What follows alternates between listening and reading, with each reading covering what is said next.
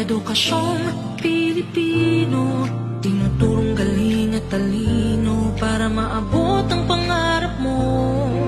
Ang tanging handog ko sa'yo'y Edukasyong Pilipino. Diskarteng mula sa puso, mamamangha ang mundo. Matatag